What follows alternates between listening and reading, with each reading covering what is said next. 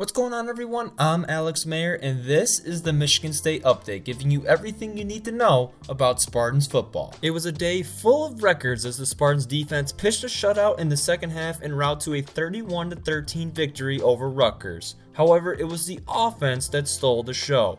Michigan State became the 5th FBS team ever to have a 300-yard passer, a 200-yard rusher, and a 200-yard receiver in the same game. Payne Thorne threw for 300 yards for the second game in a row. Kenneth Walker III went for 223 to remain the nation's leading rusher, and Jalen Nailor put up a hat trick to become the Big Ten Offensive Player of the Week. But the records don't stop there. Kicker Matt Coughlin hit a 35-yard field goal in the fourth quarter, marking the 72nd made kick of his career, which is now the most all-time by a Michigan State kicker. And I also mentioned how Kenneth Walker ran for over 200 yards for the second time this season, thanks in large part to a 94-yard score, which is now the longest rushing touchdown in MSU school history.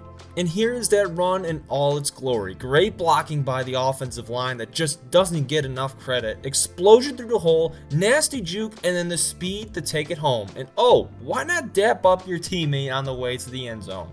I also want to give a shout out to Thorne and Nailor on this play. The Rutgers defense thinks this is going to be a wide receiver screen to Jaden Reed with Connor Hayward blocking. So you have two linebackers and the safety all focused on this area. Instead of blocking, Hayward runs a route and the safety doesn't drop into coverage. Meanwhile, Jalen Nailor is at the bottom of the screen making a move on his one-on-one matchup. Thorne does a great job evading the defender and lets it rip. And look at that separation. Now that's why they call him Speedy Nailor. Michigan State takes on Indiana this week in what could very well be a trap game. The Spartans usually handle the Hoosiers pretty well, however, winning 8 out of the last 10 meetings, and that trend could very well continue as Indiana has the second worst defense in the Big Ten, giving up 28 points per game.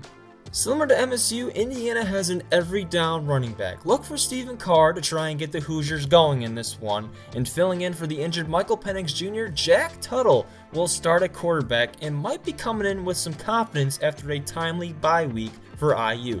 Don't have to wait very long for this one as it kicks off at noon on Fox Sports 1. That's it for this edition of the Michigan State Update. Be sure to read more about Spartans football at woodwardsports.com. I'm Alex Mayer, signing off.